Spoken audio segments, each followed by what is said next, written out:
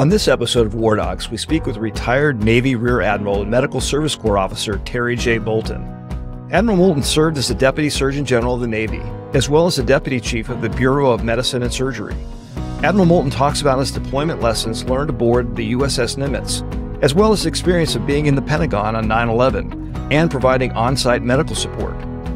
Terry has held numerous strategic leadership positions in military medicine and provides some excellent advice for those advancing in roles with increased levels of accountability and responsibility. Admiral Moulton also shares his significant understanding of how enhanced multi-service markets and managed care support contractors can enable a ready medical force and a medically ready force, while also focusing on day-to-day healthcare delivery. Find out more about Admiral Moulton and our previous guests on our website, WarDocsPodcast.com, and make sure you follow WarDocs on your preferred podcast platform, and subscribe to our WarDocs YouTube channel. I'm your host, Dr. Doug Soderdahl, retired Army urologist, and I'm joined today by my co-host, retired Major General Dr. Jeff Clark, a family physician.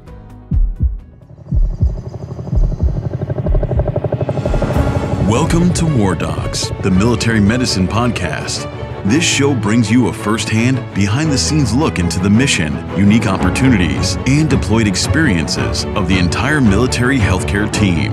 From state-of-the-art hospitals in the United States to the most austere environments across the globe, WarDocs has you covered. Today, we're privileged to welcome retired Navy Rear Admiral Terry J. Moulton to WarDocs. Terry, thanks for joining us today. Well, thank you. I'm happy to be here. First question, can you kind of tell us a little bit about your growing up, your early years, and how you came to join our Navy? I'm a Air Force brat. I grew up born at Lackland Air Force Base Hospital in San Antonio. For the first 14 years of my life, I was a Air Force brat, Homestead, Florida, San Antonio, Texas, Mather Air Force Base, California, Lowry Air Force Base, moving around with my dad, Kadena in Okinawa. And then he retired in 74. We moved back to his hometown in Nashville, Tennessee.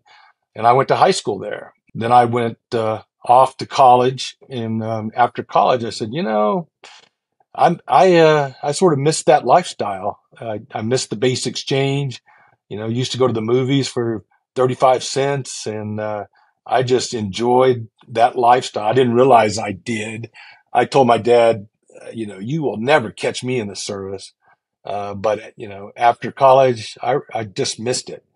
Another thing that was happening about that time was, remember the movie Officer and a Gentleman with Richard Gere and Deborah Winger. And so I wanted to go fly airplanes, and, that looked exciting, and went down to the recruiting station, and they said, let's take this test.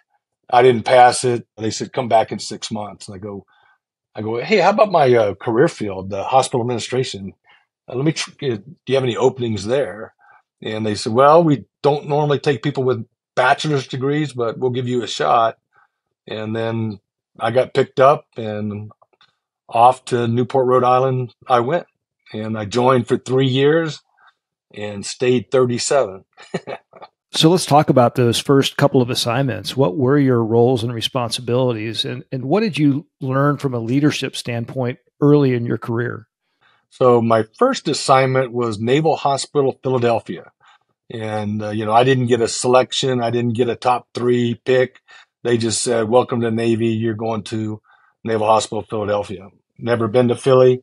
So off I went, brand new ensign.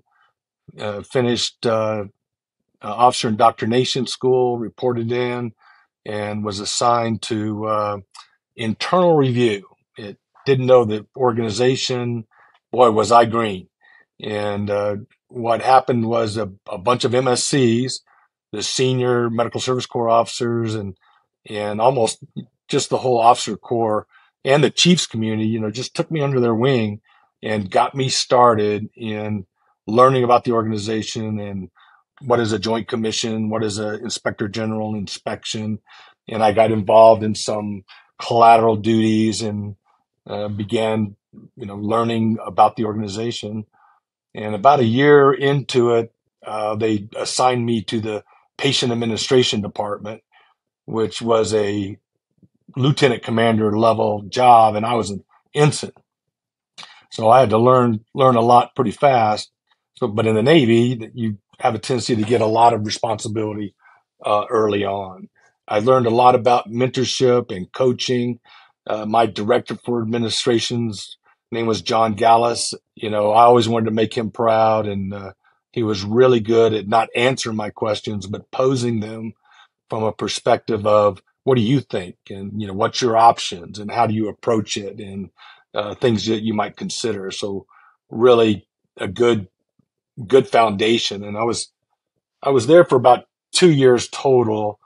And they said, hey, you need to call your detailer. And I go, a detailer is someone who Navy medicine officer assignments will assign you to your next position. And they really track you in your career and try to give you opportunities and build your skill sets as you go. So I called the detailer, and they said, how would you like to go to Hawaii? I go, Hawaii. Let me call my wife, but that sounds good. So I called her, and off we went.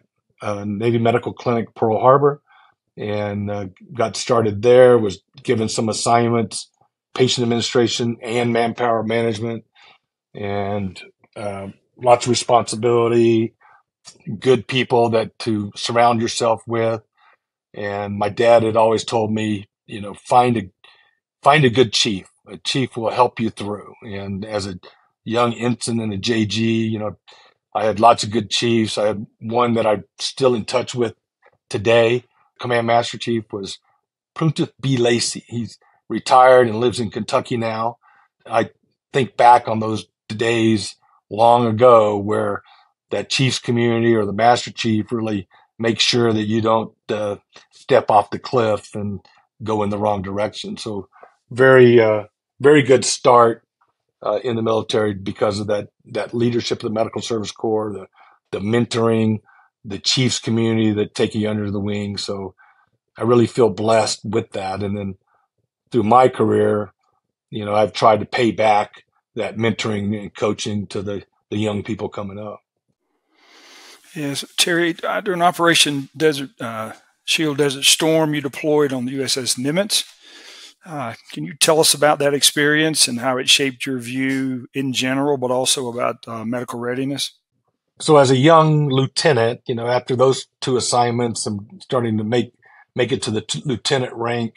And as an operational Medical Service Corps, you really had 2 ways to go. You could have gone the Marine Corps route, a company commander, or you could go the blue side and you could go on the larger facilities or larger ships. The Nimitz was mine, aircraft carrier or an LHA. I was fortunate to get the Nimitz. I was the radiation health officer and the division officer for medical. A hospital ship has 60 beds, an OR, 2 ICU rooms, isolation rooms, has about 40 corpsmen, 5 docs, flight surgeons, a surgeon, anesthesiologist. It was a hospital afloat, 6,000 people on board, a moving city, an aircraft carrier, 1,095 feet long, 4 screws. It'll do in excess of 35 knots. I wanted the blue side experience. So I was on during the time that we went to Operation Desert Storm and getting ready. There's a whole cycle of readiness, of getting ready on the medical side. You have 4 battle dressing stations that you have to have ready. You have a flight deck battle dressing station, and you're constantly preparing for a mishap. And that's an aircraft carrier, landing airplanes on a postage stamp, lots of opportunity for things to go wrong. And we actually did. We had a F-18 came flying in. I think his airspeed indicator wasn't working properly. He was trying to land on the deck. And when he flew in, he hit the round down at the back end or the aft end of the ship. It took off the struts or the wheels. It popped up. His airplane caught the 4-wire. He ejected. So he's up in the air. He's gone to full power, 20-foot flames coming out the exhaust. and the plane stops and it goes over towards the superstructure. The flight deck crew's all jumping up and trying to extinguish the flame, trying to turn the airplane off. He's parachute deployed, comes down, lands on the flight deck, and then that wind starts dragging him off the back of it. So flight deck crew, they come up there. We go to general quarters. My assignment was down in DC Central. My responsibility was to orchestrate the movement of casualties off the flight deck down into main medical. And so, we do a lot of preparing for those kind of events. So he lands on the flight deck. We get him up and onto a deck edge elevator, down to the mess deck, through the mess deck, and then down into main medical. General quarters is off, AFFF, the foam is all over the flight deck trying to get that plane done. And then when it was all said and done, he had a scratch on his shoulder. Unbelievable that event. But if you just think about all of the things that go on in preparation for a deployment, and a big part of that is medical getting prepared for what may happen. And so, from that day forward, I always thought medical readiness was a thing that we need to prepare for. In the hospital setting, same thing. We do mass casualty drills and all of that. We also did, about that time, this is in the 89 to 91 time frame. If you remember, the USS Midway had a couple of explosions in the 1990 time frame, mass casualties, burned patients. And as we were doing our workups, I took that after action report, read it, and then changed the way we set up our mass casualty decks with more capability, right? Silvadene, IV bags, O2 tanks, just to prepare that. And then when they do what's called a medical readiness evaluation, when they came out, they said, why'd you do this? And I said, well, hey, I read the Midway Fire After Action Report. And he goes, good on you. And, so I'm thinking, that's important, lessons learned and being prepared. And what do you do for the next event? And how do you make yourself better? And what do you learn from the events that happen? So let's fast forward about 10 years. Tell us about your experience about being in the Pentagon on 9/11 and the impression that made on you and how that influenced your future military medical service. In the 2000 to 2002 timeframe, I served as the special assistant to health affairs at the Pentagon in the Secretary of the Navy's office. And my job was coordination between the Secretary's office and the BUMED headquarters. And then, on 9/11, 22 years ago, it's a day that is still vividly in my mind. I'm always reminded, when Alan Jackson sings that song, "Where Were You When the World Stopped Turning?" That always comes to mind that day. It was early in the morning. My office was 5D825, fifth floor, D ring, between the 8th and 9th corridors. And my wife had called. She was working in Crystal City at the time and called. She said, "Hey, did you see the planes?" And I said, "What are you talking about?" She said, the plane flew into the World Trade Towers. And I go, "I don't know what you're talking about," but walked across the hallway and watched CNN and watched the plane, a recast of that plane flying in, like, holy moly, what is going on? And then the second plane, and then I'd gone back over to my office, and everybody's talking about, like, what is going on? And about that time, the plane hit the Pentagon, and everybody jumped up like, what is that? And then we began evacuating the building. So you can imagine 23,000 people all trying to get out of the Pentagon at the same time, and going down the stairs. We were on the 5th floor, going down and then going out to North Parking. And everybody says, well, I'm out of here. I'm leaving. And I said, well, I'm going back into medical because that's my duty, So I went back into main medical, and it was mass chaos, as you might expect. And I said, hey, can I help? And they said, get that O2 tank and take it outside. And so got the O2 tank, went outside, and began sort of helping others set up the triage area. When it first started, we went into the courtyard at the Pentagon, and we were over by the corridor where the smoke was coming out, and a lot of people were standing around. This is before the plane had crashed in Pennsylvania, but everybody, I remember General Carlton, who was the Air Force Surgeon General, was there. General Admiral Madison, who was the Deputy Surgeon General of the Navy, was there, and you could see people really coming together. General Carlton was doing a good job of trying to orchestrate and get some order and set up triage capability. The civilians were there, stretcher bearers and the like, all the things that we have trained for in the past. The Nimitz comes to mind. The hospitals that we train for these events came to mind. So we stayed there for quite some time, but no casualties came that way. So we went back out to the north parking area, and we actually got some casualties out there. And there was a general, I think it was an Army first sergeant, I believe, that he had smoke inhalation. He was coughing.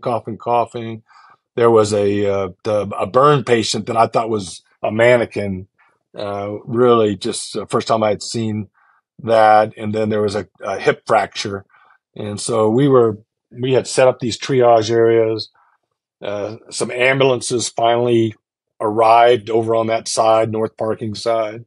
Everybody picked up their casualty and went across the road to load them up. The burn patient went and the hip fracture went, and my patient was still there. And I said, okay, bring him back over.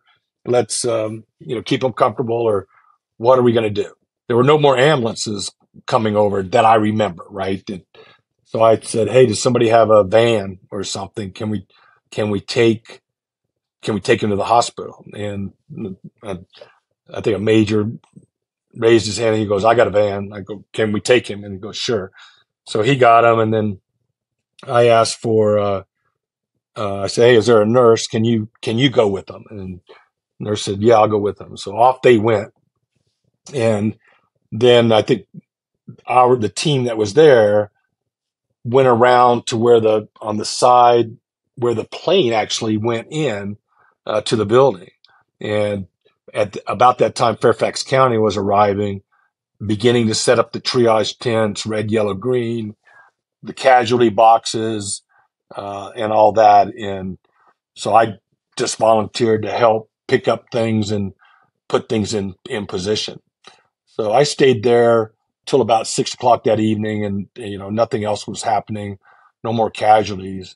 And my wife was in Crystal City, so off I went, walking over by Pentagon City Mall and walking straight down the road, because there was no traffic, and all the buses were parked, and I walked straight there without seeing a car, and probably a mile and a half or 2 miles away.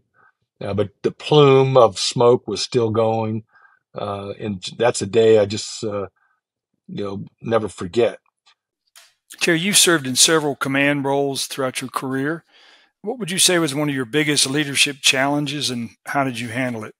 I was the XO in Pensacola with Admiral Nathan. I learned a lot from him. And then my command tour, I had 2 command tours. One was Naval Hospital, Okinawa, Japan. And my other one was Navy Medical Center, Portsmouth.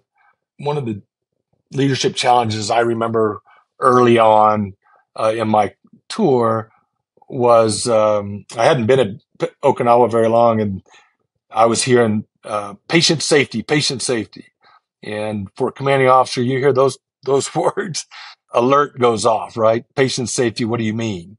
And so up on our 8th floor, 8th deck, we had an OB delivery area. And so I went up and asked, what's going on here?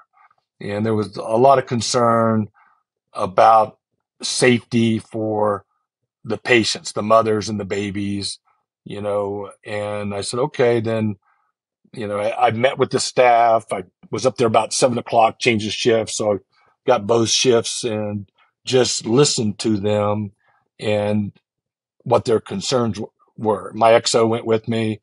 And I said, okay, let's make a list of all those things that we need to do so that we are comfortable up here in this environment and the safety. The makeup of the suite up there was L-shaped. So if you were in one exam room, you didn't know, if you were in exam room 5, you didn't know what was going on in exam room 1, because it was just, you didn't have visibility. Then you had some fetal monitoring, wasn't up to par. We had maybe one monitor. They said, we need more monitors. I said, easy. Let's put them down this hallway, put them down that hallway, put them in the break room, wherever you want them. Let's do it. So, we need, someone to monitor the front desk. Let's do it. The code white capability. Let's practice that so that in the case of emergency, we'll be ready. So that this whole list that they had, we wanted to make sure that we address that list from a leadership perspective. So the staff knew that we were concerned and we were listening to them. And so we did that. And I think that helped ease the pain or feeling of patient safety. And then I always made it a standard when I was doing my walkarounds that was one of my stops to go see how they're doing.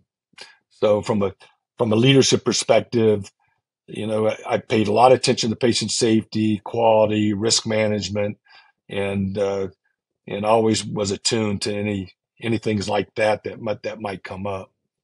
There's some things you can delegate, and there's other things you better be involved in, and trust your gut on those kind of things. So that's one of the things that I remember most about Okinawa.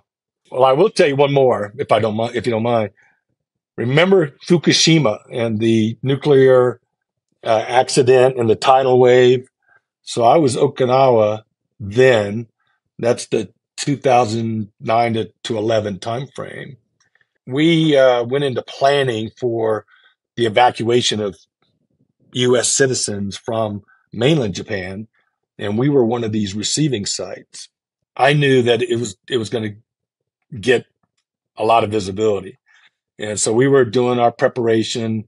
We were doing two things. One, neo evacuations out. And we also had an actual event where they early returned about 64 people, 20 pregnant females with families, Army, Air Force, Navy, out of mainland Japan. They elected early return, and they were coming to Okinawa. And so I knew that was going to get some visibility. And so I, tasked my staff to develop a plan. We're going to go meet them. We're going to go get them. We're going to feed them. We're going to schedule appointments for them. We're going to bed them down. And then we're going to maintain close contact with them. And, the staff really responded to that. But, we put a dock in the air to go up there with them in case something happened. We made the base paper, and had a lot of inquiries after that event. But that was another one of those cases that stands readily in my mind, and what a great experience. And the staff really responded to that event as well. All 20 pregnancies were delivered at the hospital, and everything was good. Is there a leadership principle that you know now that you wished you knew much earlier in your career? I think one is trust. As a leader, you really have to trust your people. You can't micromanage. Maybe one of my pitfalls, but I'm a very trusting individual. And so I think I displayed that and talked to my staff in a way that bred that trust in our whole command. So if they believe that you trust them, they're apt to be more honest and open with you. So I think from a leadership principle, that's a good principle to address in your tour. You served as the Navy Medical Service Corps chief of the director of the Corps. What was the biggest challenge facing the Navy Medical Service Corps during that time, and how did you address it? So I was the 17th director of the Medical Service Corps for the Navy.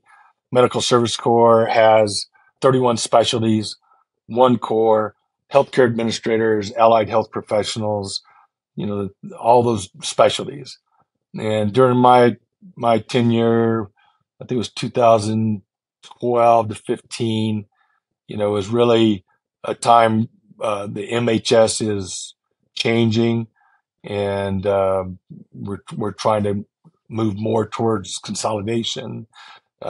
We were beginning to talk about DHA and what that might look like. So with that change, the Medical Service Corps, we had very good career paths for all those specialties. And we had specialty leaders that were assigned to each of those specialties. But they were very concerned with the changes. What did that mean for them, right? Will I still have a career path?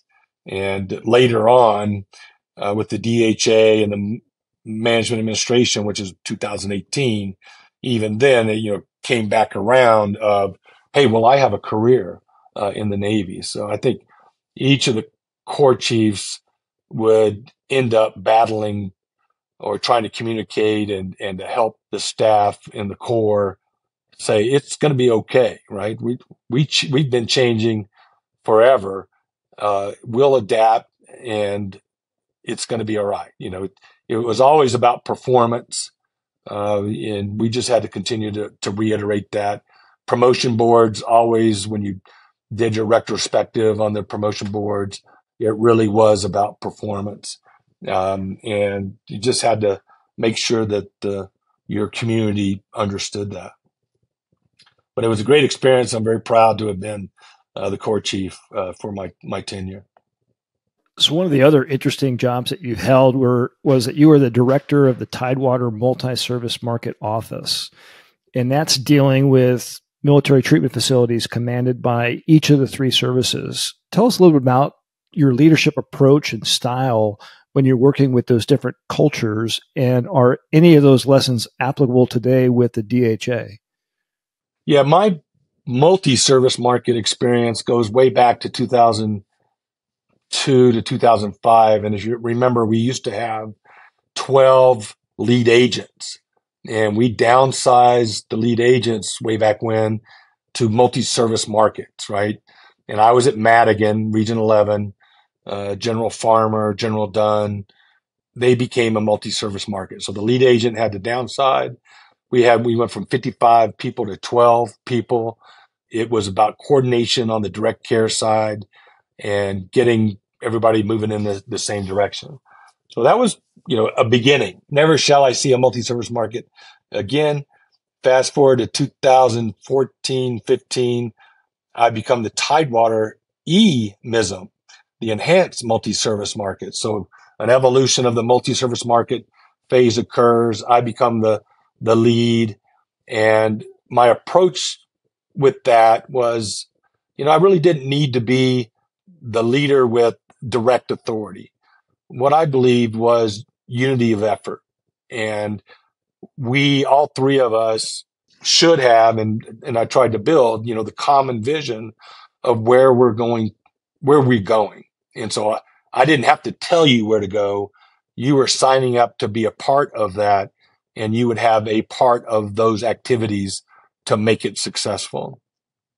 So I approached it that way, and I think it worked pretty well.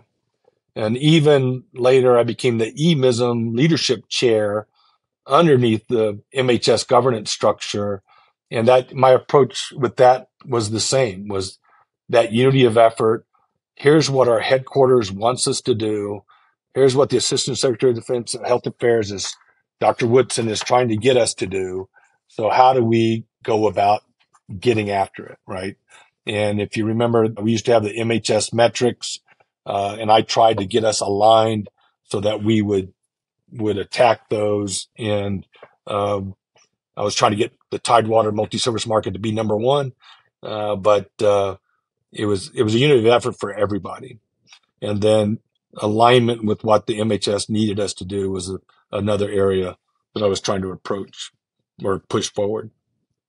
Related, as I'm sure you're aware, the DHA now has 9 networks, they're called, and each led by a flag officer, a general officer. What advice would you give to these 9 DHA directors, each as a flag or a general officer? What were your thoughts on that? I think one, communication. The flags, they've got to be out and about, touching base, setting the priorities, and then following up.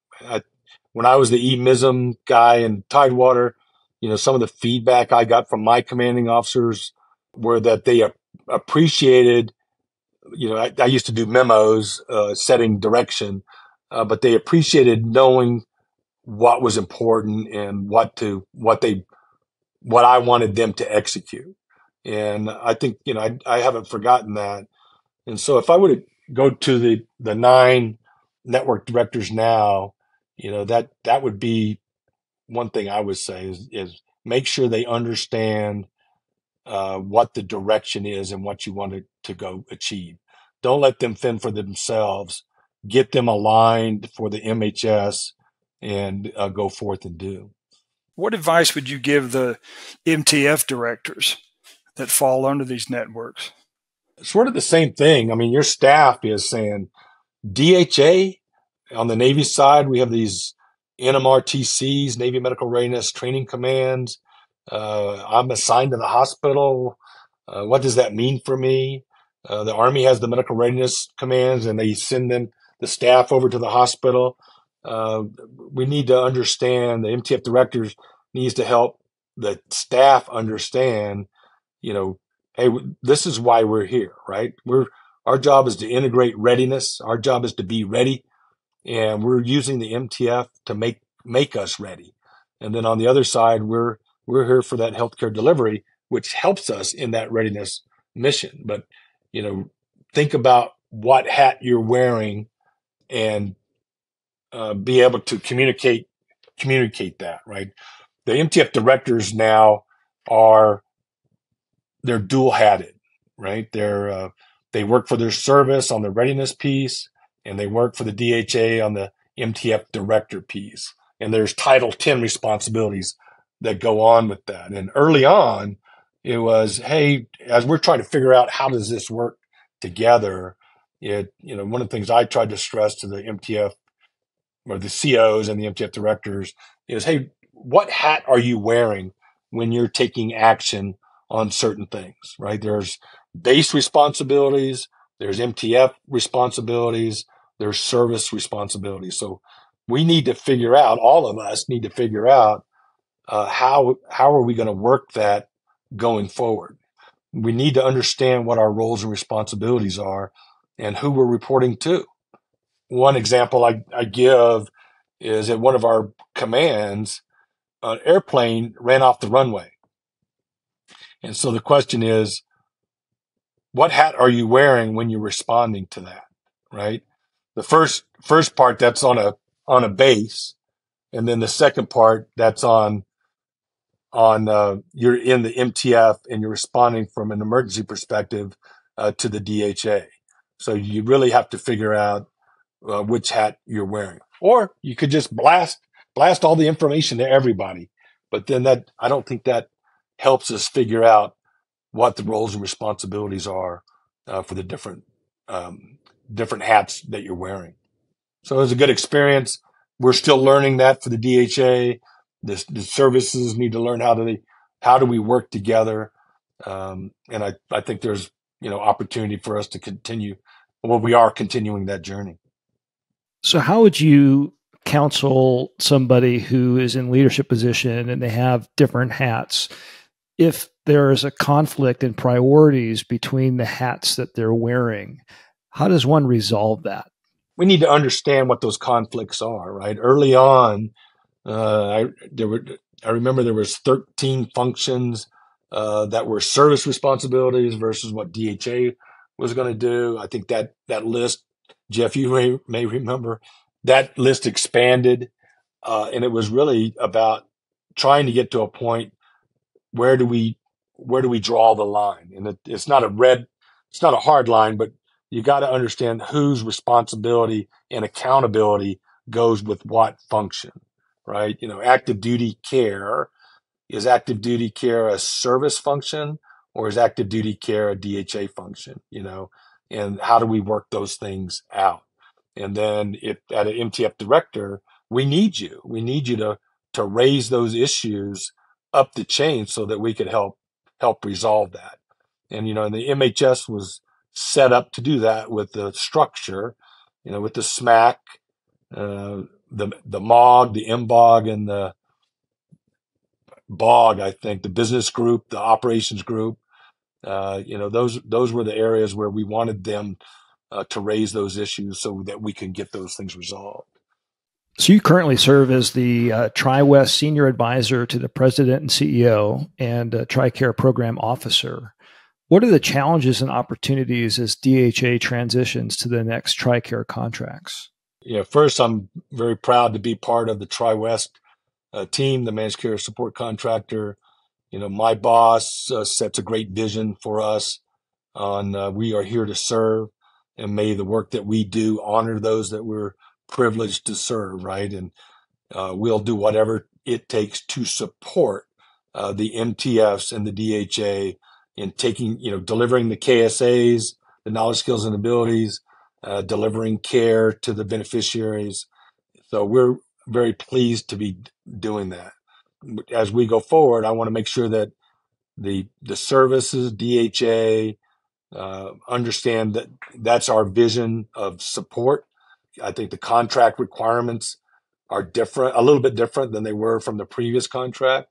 We need to help educate the MTF directors of what those changes are, right? We can't go in with the MTF directors thinking we're just coming in, we're a new contractor, but we're going to do things the old way. I think every transition has those challenges with it.